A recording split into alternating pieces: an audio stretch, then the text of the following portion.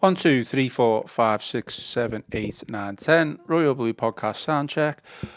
1, 2, 3, 4, 5, 6, 7, 8, 9, 10. Monday show live. 1, 2, 3, 4, 5, 6, 7, 8, 9, 10.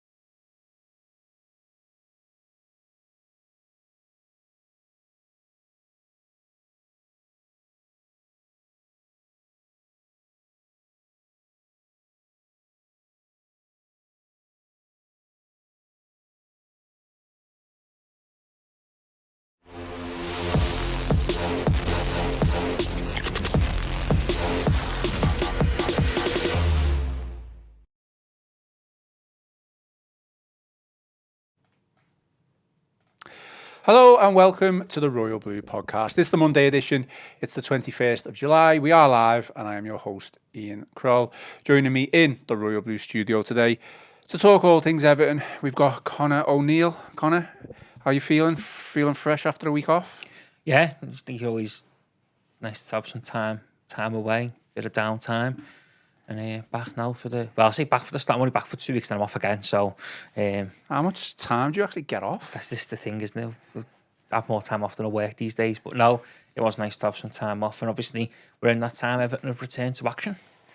And then to be fair, you've had time off, but you did work over the weekend as well, didn't you, with the boxing? Yeah, I was one of those lucky enough to be at Wembley on Saturday night for the big heavyweight showdown, and perhaps not the fight some anticipated, but I think for anyone there who got to see what they did from Usyk, witness greatness, because I think he's just unbelievable, isn't he? There's a very good argument now that he is the greatest boxer, certainly of my era, and probably the best that a lot of people probably ever see, given what he's done at cruiserweight, now what he's doing at heavyweight. It was some performance, and it was an unbelievable night at Wembley.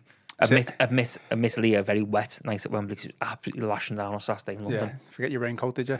I actually looked like a bit of a plonker, because it was still warm. Bit of a what? Plonker? Plonker, yeah. So it was still warm. So on Saturday afternoon, I had my shorts on because it was still quite warm with my raincoat. So I was dressed for two different weather conditions. Well, probably more fight in that match-up between Dubois and Usyk than there was in Everton's performance on Saturday. Goodison Park. I know you didn't watch it, Connor, but we will talk about it a little bit. I mean, today's agenda, like I say, we will take a look back at the Blackburn defeat. I did watch it. I watched it while I was watching the golf as well, so we will try and discuss a little bit. But again, Everton did lose, so you don't want to dwell on it too much. We will talk about transfers as well, but in all honesty, Connor, I'm not entirely sure where we go on this podcast with transfers right now. I'm not being negative. It's very quiet at this moment in time, isn't it? We've just been speaking before, and you said the exact same thing. Any concerns with that? I mean, look, I think it's still well documented, isn't it, that we still need to get more bodies in. We certainly need to look at bringing in reinforcements in a number of areas across the pitch. I think the Saturday's display, by all accounts, reaffirm that belief that a lot of people believe. We need another 4 or 5 players maybe to come through the door. It's always a worry, isn't it, when you're probably not linked with players. I think people start getting a little bit nervous, but I think you just got to trust the process and see what comes. Obviously there's a lot of players out there who Everton have been linked to, and I think when you consider that, it wasn't long ago, was it, where every day there was someone who Everton being linked with, so there's always going to be a quiet spell, I think, where them kinds of rumours and the speculation dried up a little bit. We're probably in the early stages or probably in that stage now. So yeah, I can get why people perhaps are a little bit concerned by the lack of activity so far. But you just got to trust the club to make the right decisions and the right calls and get the right players in, and that's the most important thing, isn't it? Because I think we've seen over time that Everton have maybe rushed in and spent too much money on what they should have been spending on, and also perhaps have brought in players for maybe the sake of it. And they probably haven't had the squad depth, that was required. So, you just got to trust the process and trust what's going on and see where we end up come, the end of August when the transfer window shuts. But I think people are a little bit, not alarmed, but people are starting to worry a little bit because I think, like you say, Saturday probably reinforced that we do need to get a good few more bodies in. And there's a few areas that desperately need an injection of fresh blood. Well, we'll come on to that even in depth into the podcast. Just a couple of comments just to start off with. So I hope I pronounced this correctly. I do apologise if I don't. But Kunal Deze says, we're going to have to be patient when it comes to transfers. The club are probably working on first choice targets, which is kind of what you said there. The first choice, plan A. Let's try and get plan A in first. If that doesn't happen, then we might have to quickly move on. And another one, Kevin Kraft says, looking forward to this podcast. So hopefully we don't disappoint. Like you say, transfer news, transfer rumours, any links. Gone a little bit quiet over the last couple of days, so we'll do our best to perk everyone up when it comes to transfers. I mean, as always, give us a thumbs up on YouTube, drop us a like, and if you haven't already, subscribe to the channel.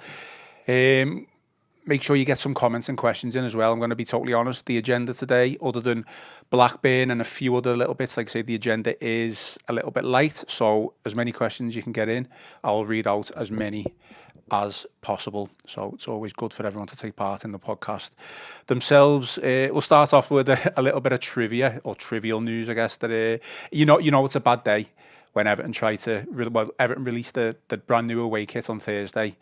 Hope to have it on show for all the fans, all the kids going by on the Saturday, and then Blackburn change their mind or decide that they want to wear their away kit instead, and Everton were unable to wear their away kit. I know Joe Thomas wrote a little line in one of his pieces with regards to the abandonment of Everton's new away kit, but you just know it's a bad day when that happens, don't you? Yeah, it's not. It was strange, wasn't it? Because obviously I was in London on Saturday, and obviously only sort of quite late that we were now wearing our home kit and they were wearing their away kit, which it's strange itself, isn't it? To play a home game and wear your away kit is very strange. Yeah, I thought so. Not something that you see very much of. But what we do know is that Everton have got a really nice away kit this season, because I'm impressed by it. It would be nice to see it worn on Saturday, but I'm sure it might get a little out during the US tour that is starting this week. I think we know better place to wear it in the States and show everyone just how nice a kit it is. Yeah, I do like it. We talked about it on Friday's podcast. Obviously, it was released on the Thursday. I think I just said that all I care about who's wearing it rather than what the kit is. And what the results are when you wear it. Yeah. Okay, I mean, Connor, I know you didn't watch it, but we'll talk about Blackburn a little bit. Just going to take a line from one of Chris Beasley's articles. I think it was his player ratings article. Chris didn't actually rate any of the players. I just don't think there's any point, is there, when you're in a friendly, but he did give a little brief summary for each player. But the start of his article goes like this. Everton fell to a 1-0 defeat to Championship Blackburn Rovers in their second pre-season friendly at Ewood Park, despite naming what was, apart from Jordan goalkeeper, his strongest 11 at this stage. You could make an argument that starting 11, again, barring Pickford, could potentially start against Leeds on the first game. So it is slightly worrying, regardless of whether you say, well, Blackburn ahead of us on fitness, all that sort of stuff. That was the strongest 11 that Moyes could put out, barring Pickford. Yeah, as things stand now, and like I said before we started this show, there's probably a good chance that 8th, maybe 9. Who starts on Saturday could start at Ellen Road in the first game of the season, could be on that Monday night. It is worrying. When things don't seem like they're going to plan and they don't gel, and I saw a lot of the kinds of the articles and the reaction online. People kind of saying there's a bit of lack of cohesion and stuff like that, and that is worrying. I think because you would have thought by now that if anything, that team had a little bit of cohesion, given it spent played together for large parts of last season. So that is worrying, but at the end of the day, it is pre-season. It's about fitness, it's about getting minutes in the legs, it's about trying new things, trying different ideas. And I don't think David Moyes would be too alarmed by the fact that Everton beaten a Blackburn. And I think people need to remember that the 2004-2005 season, which we went on to win, obviously get Champions League qualification at the end of it. that we had an absolutely horrific pre-season that summer. I don't think we won a game, and there was a lot of worry that Everton were in for a tough old season. As it turned out, it was anything but a tough old season. We got top four, and never been that high since. So I think as the game moved on, much from that though, that you can have poor pre-seasons and back then you could maybe have a poor pre-season, but you could still manage to go on and have a good season. I think the game's moved on too much. Other teams around us, rivals, will be too prepared for that. You say that, but then you see teams, don't you, get off to great starts sometimes, and then they get to Christmas and fall off a cliff and regress. So I think it depends what you see it as, doesn't it? I get what you're saying in terms the game's changed and stuff like that, but I also get the feeling that there's varying ways in which we can actually look at this now. I just don't think game number 2. I don't think David Moyes would be too alarmed by the fact that Everton fell to a 1-0 defeat at Blackburn Rovers. I think he'll be taking it into a stride, and I think he might have learned a thing or two, which is what he'll probably see as the important side of things. Yeah, I'm trying to look at it. I think the worrying thing is that if we get to Roma the week before, 9 days before the season starts by then, wouldn't it? And we say we were Roma comfortably dispatched us and we looked completely out of sorts and a million miles off the pace, then I think that everyone would be justified to be worried then. But I just think at the moment and with the position in which we find ourselves in second game, I don't think it's the end of the world that you're beating a Blackburn. I think it would be an absolute catastrophe if we haven't brought anyone else in by Roma. I think what you just said there would hold true for the likes of maybe the Bournemouth West Ham game, because they're teams that we are going to be up against. They're teams that you would balance us against, or measure us against in the coming weeks. And let's face it, Bournemouth, again, results in the pre-season don't necessarily matter as such, but Bournemouth are a bogey team for us at this moment in time. West Ham maybe going through the same struggles as us. I know United obviously having their struggles as well. It is all about preparation. I try to see it from both sides. I do see the fans calling for signings immediately. I think Everton have made a decent start to the transfer window. I think they've ticked boxes that needed ticking. There's so much more boxes that do need ticking. I think that's just the be all and end all of it. Ask you a question, whereas if you could make sure Everton brought in, say, 5, maybe 6 players that are going to improve the team over 10, 11, which is maybe what we've said we needed to fill the squad. So bring in 10, 11 players that would just be there to make up the numbers. Would you accept that for this season? No, because you need quality, don't you? No, that's what I mean. So what I'm saying is, so would you rather have lesser, say 5 or 6 players of quality? Yeah, of course you would. 10, 11 players are just making up the numbers. Yeah, naturally you would, wouldn't you? Because quality is all the difference, isn't it? But I think that's what the club are trying to do. Yeah, and that's why I think you've got to be patient and trust the process and go along with it. And like I say, there's no point just signing players for the sake of signing players, is there? Because you can sign players and it doesn't work out, or you can sign players and it does work out. There's no right or wrong way of doing it. So, yeah, I think I get the arguments of people saying, we need to bring players in, we need to, do this, we need to do that. But you'd rather bring players in who are going to actually add something, add a bit of quality, add something different, add something that we need, rather than just bringing in someone who, is just basically going to fill a spot in the squad because the squad's a little bit threadbare and that's what we need.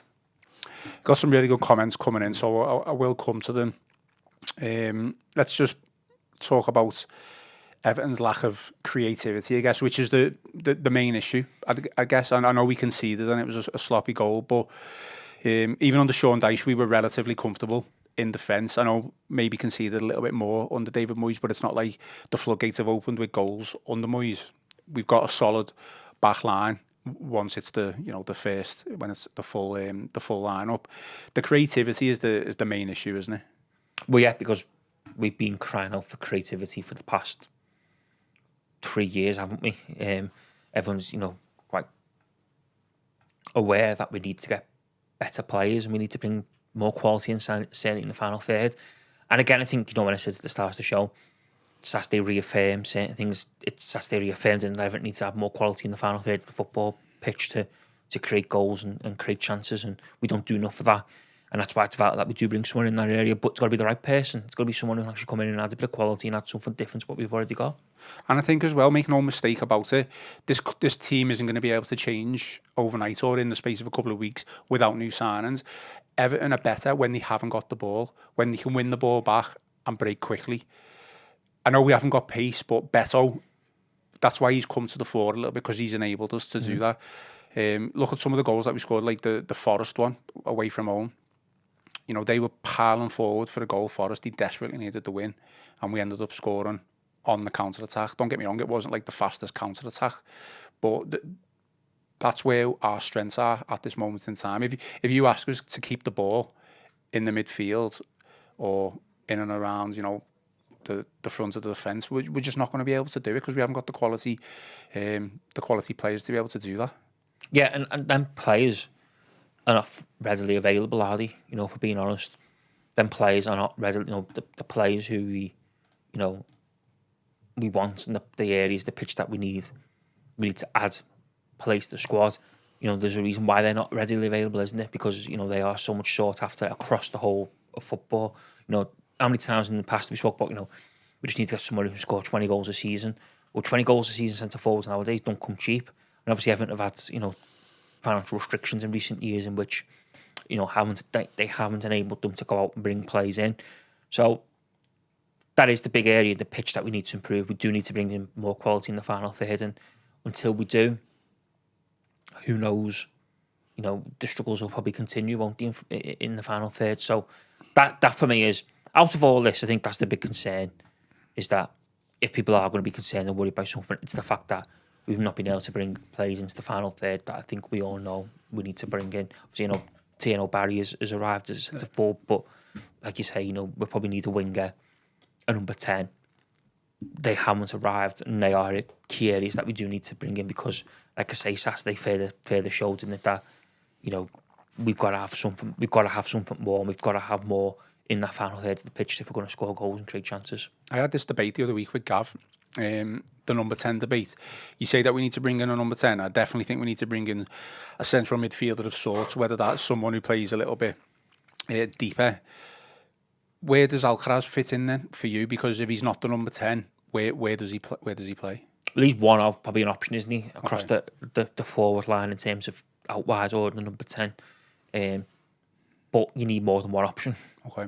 And, you know, we've seen already, and we can't, you know, last year was a great example, wasn't it, of, you know, Ndiaye was a real bright spark for Everton, done really well. But the minute he got injured, there was no one else to replace him, was there? There was no one who could go in there and fill his boots. You need more than one option. The Alcaraz stuff is quite interesting because I think a lot of people perhaps envisaged that he was going to, once the Everton decides to sign him permanently, he was going to become the number 10 and, you know, they would look to bring in another winger. That might still happen. You know, that still could happen. But I just think we need more. We need options, and we need, you know, a variety of options in them areas of the pitch, and Alcaraz is just one of the options I think Everton should be relying on. Some questions or comments, should I say. So Carl Meehan says, it's pre-season fitness work and nothing more. Obviously, we need pace in wide areas. It's fine at away games to counter-attack, but at home we struggle to open teams up with those players. We just said that, haven't we? Touched on that, haven't we? Paul Williams, no need to panic yet, lads. In the next week or so, I think players will be coming in. We will be fine. These are fitness games and no more. Paul seems quite relaxed about it, doesn't he? I can understand because, like I say, it's you know, it's only the second game, isn't it? And you know, I don't think David Moyes be too alarmed just yet. People are going to jump out at me with this, and I'm going to say quite clearly, we do need players in, but we also need to give this like new recruitment team time, and it might not come to fruition in this transfer window. Just because we've got a comment here. Who Eltel on the banks of the Royal Blue Mersey, who is a regular listener and regularly comments. So thanks for the comments. But he does say our transfer policy needs to change and get people in who can recruit better players. This is so poor. Same season in and out. I mean, we've only that's harsh, though, we've only just changed our. I was going to say, like this is a new recruitment team from scratch, and I don't even think it's probably like fully functional at this moment in time. Yeah, you know, it's probably been a matter of weeks, probably more than months, that these people have been in roles and positions. So yeah, I find that a little bit harsh. I think more if things are still as they are this time next summer and we're having recruitment issues, then I think you could understand people naturally being critical. But yeah, I think that's a little bit harsh at this point, and given what we've already seen in terms of overhauling the recruitment side to be pointing the finger. Just some comments on regards to like how we need to start the season well. So Mark Foster says if we start the season with what we currently have, we're not going to pick up many points in the first 3 games. And CC23 says it's imperative this season for us to have a good start. We need to know we're away from the bottom early on. Would you have any concerns about like relegation going into this season? You'd be extremely disappointed if we were, thrust into a dogfight. I think you've got to be careful of you not to get carried away just because we had one bat out at Blackburn and we lost. I don't think we should be talking about relegation. I think David Moyes showed last season, didn't he, that look what he got out of the squad of players that he had then. They comfortably avoided all relegation. As a lot of people said at the time, imagine if he'd had a full season with some of the, this squad of players where, we could have comfortably been top half.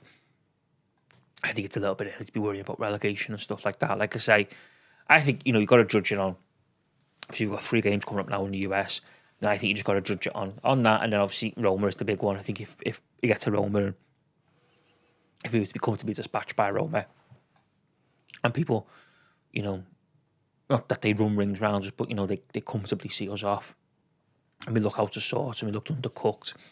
And obviously we haven't had any players into the squad, and I think it'd be understandable that people were worried and concerned. But I think right now, I think you just got to take it, for what it is. It was a pre-season game. It was an outing. We lost 1-0. It's not the end of the world. It's not going to make or break the season. And judge Everton in a couple of weeks, and when we've really got a good idea of what the season's going to look like. My big question last week, or my thought, was how do Everton attract players that we want from a plan A point of view? Obviously, it comes down to money, it comes down to the project, a lot of factors could be involved in it. Just got a comment here from MJD. Says, we can throw money at players, but we'd be making the same mistakes that we made under Mashiri. This is a rebuild that's going to take at least 3 to 4 transfer windows. And I'm going to be totally honest, I completely agree with all of that. Yeah, so do I. I think it's spot on. I think, everyone had to accept it, quite early on, that it wasn't going to happen overnight. It wasn't going to happen, one transfer window was never going to fix all Everton's problems, because they've got a lot of problems. It's going to take years. The important thing is to just stay above par, isn't it? In them years, and build up and hopefully get yourself in a position where in 2 years' time, the squad's had a complete overhaul. It's got a fresh look. It's got a bit of a youthness about it, and it's ready to kick on and try and get, top 6 football.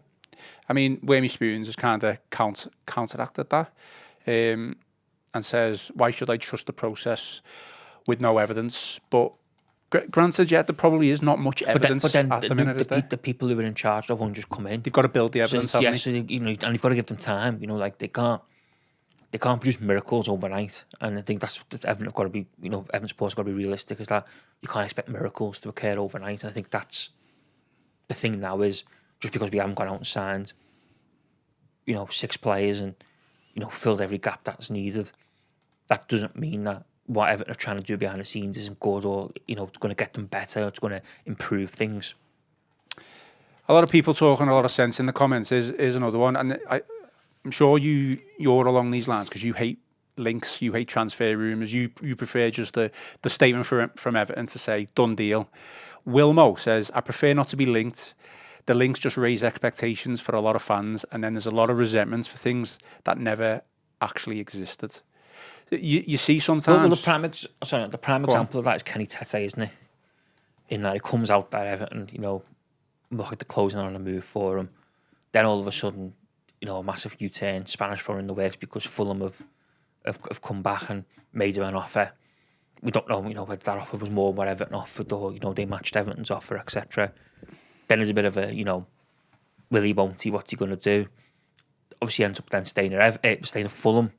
Everton miss out on someone who they probably perhaps felt that they were going to get. They don't end up getting. So you have to have all that. And then that means that people who, people are looking at that and like, oh, but disappointed that we never got Kenny Tete. But yet, before it broke that Kenny Tete, Everton were closing on Kenny Tete. No one was mentioning Kenny Tete, were they? You know what I mean? And so he came out of nowhere, and then all of a bit. sudden there's like, there's this anger and outpour of emotion because we didn't get a deal for Kenny Tete over the line. But yet 2 weeks before that, no one was mentioning him as a a viable target, viable option, worthy. So I think that's where you've got to take these things into consideration. And look, Everton could have had, Everton might have looked at that and thought, well, we got our fingers burnt there because, we thought we managed to go out there and counter, what Fulham was offered, or, we managed to get ourselves a deal. Perhaps Kenny Tete and his people used Everton a little bit. I mean, I don't know this for a fact, but, used Everton to get what they wanted off Fulham, and Fulham buckles and give them what he wanted. And obviously that's now resulted in what we've seen now where Kenny Tete stays at Fulham and Everton, they missed out on the target and people start getting agitated and stuff. So it's just, you'd rather get to a point where, a deal's done and Everton pretty much look like they're going to get their man over the line. Yeah, and just on that, just to emphasise on your point, you see it all the time when a player's gone to a club or is about to sign, and then they go, well, that means like the news report might say, well, Everton have missed out on him, and they might not necessarily have been in for him. It's exactly, just a line in an article, isn't it? LTL's come back, or it could be, Everton could discuss, for all we know internally, Everton could discuss signing X player, and they see him as a good fit. They then go to X player, but his wage demands are far too big. Yeah, and Everton think, well, actually, we're not making him an offer because we don't want to pay him anywhere near that. Which is the sensible thing to do, given that we've just spent 5 years of all supporters criticising the fact that we were paying players far too much money. That's why we could never get them off the books, and we were stuck in this big, massive tangled web. So that's the right thing to do, isn't it? So, Everton might have discussed that player internally and come to a conclusion that he's someone who could add to the squad and benefit the squad and improve the squad. But then if they go away to speak to his agent and his agent says, oh, well, he wants 200 grand a week or 180 grand a week, and Everton go, well, we're not giving him that. Like, we rate him, but we don't rate him that much. But we've got other targets lined up. Perhaps we're going to look for, or we're going to look at this from a business perspective, and we don't believe, a 2-year contract on 100 grand, 180 grand a week is something that we want to get, tied into. Well, then the club deserve credit for that because, like I say, we've spent years saying, Everton give stupid contracts out and stupid wages out to people, and that's why they got stuck in this web of, they couldn't get players off the books, and then when they weren't getting off the books, they're going out on loan. Everton still having to pay large chunks of their wages because they were on so much money. You've got to look at it from both sides, and so the play might have been, that's the point, the play might have been discussed internally, but then there could be other factors that prevent a deal from happening or a deal ever materialising that are beyond Everton's control. Exactly. And just on the Tete one, I honestly don't think he really wanted to come to Everton. He's probably used Everton. I mean, if we're being honest, he's probably used Everton as need to get what he wants to Fulham. Yeah. And it's worked. Mark Doyle says Tete's agent played Fulham like a banjo and obviously used Everton to do so. Everton were just the unfortunate club who were part of probably their master plan. I think we all got a little bit excited, didn't we, at the time? We thought, great, right back has been addressed. But this is the thing, though, isn't it? That's what I'm saying. So people get their hopes up. Then when it doesn't happen, people get disappointed. They have a bit of anger, a bit of frustration. But yet 2 weeks before that, no one was saying we need to go out and get Kenny Tete, were they? So it's just how things can transpire in football. Yeah. Just want to come back to what LTL was talking about before. So, and the answer to this is just going to be, it needs time. But we're not bashing LTL's credentials here, by the way, but he says, lads, I'm from Liverpool. I worked as a professional scout in the Premier League for Blackburn Rovers. I do know a little bit on scouting. It needs fixing, a new team, or need to see action and act accordingly. I just think the new recruitment team has been in for a matter of months, if not weeks. And I don't even think it's probably like running to 100% yet. Like, don't get me wrong, I'm sure changes will happen over the next couple of weeks, months, if not seasons. Yeah, 100%. That's where the evidence comes in. You can't base the evidence from the past 2 or 3 months. You just can't. No. And if anything, the evidence over the past couple of weeks has been promising from what we've done. The players that we've retained and the players that we brought in. We know we need more, but I've been fairly content, if not happy with what we've done so far. And also as well, things change, don't they, in football? Because, you look at, let's take, for instance, James McAtee, who's been linked, hasn't he? The young lad from Manchester City. Now, Everton could have looked at him towards the back end of the season and thought, he's someone we're going to go for. good young player, bags of potential, bags of ability, good age, probably looking to come and kick on and take things to the next level, having been a bit power player at Manchester City. He's someone who we like. McAtee then goes away with the England 21s, does really, really well, plays a key role in them winning the competition. He looked great. All of a sudden, the whole footballing world is watching him. They want him. So all of a sudden, you've got probably multiple clubs, which we now know is the case, multiple clubs in this country and in like Germany, I think in Spain have been mentioned as well as a possible destination for him. We were all interested. So all of a sudden, all that hard work and due diligence and scouting that Everton have probably done to get themselves in a position where they think, actually, we like him, we're going to go for him. It can all be undone by stuff that's beyond your control because, like I say, he goes away with the 21s, does really, really well, excels, and then all of a sudden it's like the whole football world wants to sign him. And you can't do nothing about that, can you? And there's probably been times as well over the years where Everton have probably been watching maybe a centre forward or a midfielder, and an international tournament comes around, whether it be the Euros or the World Cup. That then said player does really, really well, puts himself in the spotlight, puts himself in the, in the public eye almost, and then all of a sudden, every club's has an interest in him, and Everton find themselves in a big battle then with other clubs to try and get a deal for the player over the line, which is hard to do. So yeah, I just think, there's mitigating factors and all this as well that you've got to take in that are beyond Everton's control. Right, I'll read out a couple more comments before we move on because I want to speak about Nathan Patterson and Dwight McNeil, hence the right side of Everton's whole team really. So George Andrade says, I think we will sign the right players. I just think it'll probably take longer than we want. To get better, we might have to suffer in the short term, which means maybe we wait a bit. Again, we kind of touched upon that. Danny Church, like I've mentioned a few times, Mashiri and other managers destroyed this club. We are on a rebuilding process across the club, team, board, everything. Kevin Kraft, Mashiri did a number on us and we are still recovering from it. And Gav EFC01 says, totally agree with people saying we need to chill out on transfers. We can't just repeat the mistakes of the past and sign anyone and be stuck with crap and long contracts and big wages. I mean, that's the fear, isn't it? Bringing in players just for the sake of it, giving them 4 to 5 year deals, and then you're stuck with them on your wage bill for that long, and you just can't get rid of them because they're happy with what they've got as a wage. No other club's going to pay what they want to, what they're paying them. Yeah, exactly. And you've seen it so many times over the years with Everton, and we just haven't been able to get rid of the dead wood. You don't want to be buying dead wood, effectively. Okay. Right-hand side, obviously, it's no secret. We need some new players with regards to that.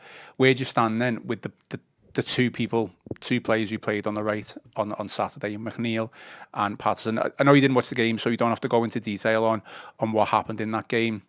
But I guess you're not going to be happy if we start the season with them. Patterson, I don't mind McNeil, I'll be honest. On the right, though, as a right winger? It's not ideal, but I think he can do a job there. It's not ideal, but I think he can do a job. Is that what we want for the start of the season? Someone just to do a job? It could just be a case, though, couldn't it, to start with? That that is how things play out. It's not ideal, but it's not the end of the world, is it? If McNeil has to play on the right. Nathan Patterson is interesting, isn't it? Because he's the big one, isn't he? I think we're now. And to be honest with you, I think if we're being honest, I think this conversation is just Nathan Patterson, isn't it? I don't think really we've got any real issues with Dwight McNeil. Yeah, not ideal if he plays right wing, but it's not the end of the world. Let me just jump in. The only thing with Dwight McNeil is I completely agree in that sense. It's just, where does he fit in now? We can come on to that, but start with Patterson, because obviously there is kind of cause for concern with Patterson, and is he good enough? Look, he is, he's probably an ideal right back, and he can play the right back position probably better than what Jake O'Brien can play. Do you know what I mean? But Jake O'Brien just seems to be an all-round better player, whether that's as a centre-back or a defender. But Patterson, it just doesn't seem to be working for him. Yeah, I think there's just something there, isn't it, with Patterson? He's had injury problems. He's never really been able to gain any momentum. And it just feels like, Frank Lampard, I don't think was ever probably too keen on him, was he? He was in and out. Sean Dyche never really played him, And now David Moyes doesn't look, I know he's obviously started pre-season, but, I think there's question marks whether Moyes fancies as Patterson. And it's quite worrying that, isn't it, when 3 managers all seemingly hold the same view that he's not in there thinking. And like I say, Moyes was pretty unmoved, wasn't he, last season when Patterson was back fit, that, O'Brien was still playing at right back. The other big thing, I think, as well, is that Patterson tends to have a tendency where he can't help but make a mistake in each game he plays. You think back to the Chelsea one at Stamford Bridge, which he started, towards the back end of last season. He underhits a back pass and we nearly go 2-0 down. So there is cause for concern there, I think, with Nathan Patterson. I think it's easy to see why people believe we need to buy a right back, because I think people are a little bit worried that he's not good enough to play in the Premier League. From my point of view on Patterson, having watched them both in the 2 pre-season friendlies, I feel like this is the case for his whole career, his Everton career, I guess. He's always a bit of a willing runner. Like, say, from a full-back point of view, you want your full-back to be up and down the pitch, to have the fitness to do it. He seems to be able to get close to the opposition box on the wing. He likes to provide an overlap, definitely, and provide options. It's just his end product. Lack of quality on the ball, like you say, mistakes, easy passes, or he'll end up finding an opposition player. I don't know. I don't know where he goes. I would find it slightly concerning if he does start as our right back for the new season. So maybe he'll prove us all wrong, and Moyes can work on him and see where he goes from there. But I don't know. It's there's a lot of criticism, maybe a little bit over the top on Saturday. I probably would say it was a little bit over the top, but we still got beat, and there's always a look out for, well, who's at fault for this, who's at fault for that. I don't know. McNeil, where does he fit in then? Because he's not a right winger. He might be an inverted right winger, I guess. That could work, but it's not like he's got bags of pace that he can burn defenders off and really take people on. He's just more of a left-sided midfielder. He's left winger, isn't he? And that's where he should be playing. I just think the grand scheme of things, we've got bigger issues and bigger things to worry about than. I'm not saying replace him. I don't think we should replace him. Than McNeil playing on the right. As things stand now, that might change if we get to Roma and he's still playing right wing with Patterson behind him, and it's not being a great. I think you got to look at. We've got 3 games now coming up in the US against Premier League opposition. That's a good thing to judge things on, I think, now moving forward. I think, forget about what happened to Accrington, forget about what happened to Blackburn. Just the next 3 games in the Roma one, and that'll give you, I think they are legitimate reasons to judge moving forward on the new season. Okay, just a few more points before we finish off then. There was a bit of a moment in the Blackburn game where Mykolenko went down. Well, he looked like he was injured, but he went down and in a bit of pain, hobbled off. Hobbled through the rest of the game. There's another position that we just need backup for. Is he good enough to be the left back, Mykolenko? Quite clearly, we're struggling to bring in players to fill positions that we don't have. That's the thing, isn't it? It's hard enough to replace the players that we've got. You've got to be realistic, haven't you? And we can't bring in a player for every position, like you say. We can't, but I still think we need a left back, though. So do I, and I think David Moyes probably knows that as well. But he'll probably be looking at it as a list of areas which really, really needs improvement and really, really needs reinforcements. And left back probably isn't one of them, because like number 10 right wing probably are. So yeah, I think whilst I understand and get that, I just think on the opposite side, you've got to look at it from a perspective of priorities. And I don't think a left back right now is the big priority. I just got a comment here. David Murphy disagrees with us, I guess. Tell us in the comments if Dwight McNeil's not a left winger. Tell us what he is, because he says he's not a left winger. Wingers beat players and cross a ball. He says, I can't believe you paid for your opinion.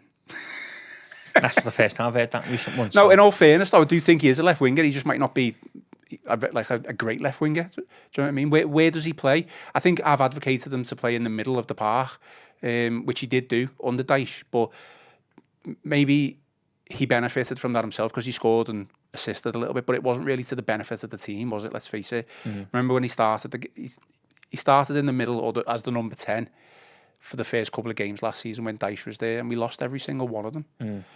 So where...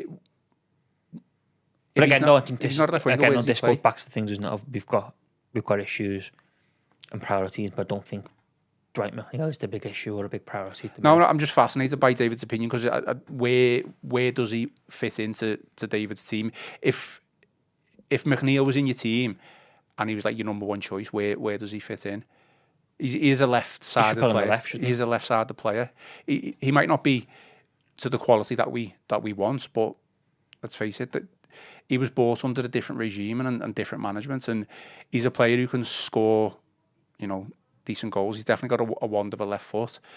Is he good enough to where we want to go? Probably not, but it's hard, like you say, it's hard enough trying to bring in players for positions that we haven't got. It's going to be even harder to try and replace players that we've already got, so it's a tough one. Hopefully David comes back with his opinion on that one. We'll finish off then. Everton heading to the US. Chris Beasley is on his travels. Safe travels to Chris if he's listening. Bournemouth, West Ham United. I guess, Connor, I don't want to finish on a negative note, but you've just said those three are going to be a decent, barometer of how we can measure where Everton are at this moment in time. But if there's another defeat and then another one, or even just to say a draw, it'll just make fans even more anxious, especially if we haven't got players in. You've got to judge it, haven't you, on what the nature of the defeat, because, if Everton lose 1-0 to Bournemouth, but they have, 12 shots on target, but the new Bournemouth goalkeeper who they signed from Chelsea, whose name escapes me at the minute, makes 6 great saves, and Everton hit the post twice, but Everton lose 1-0. Yeah, it's not the end, it's not great, but you'd actually see improvements because you say, well, look how many chances they must have created if they've had that many shots on target and the goalies had to make that many saves. That's we've got to judge it on, haven't you? You know what I mean? You can't just judge it on like, oh, well, we lost again, because there could be circumstances and things could have happened as to why we lost.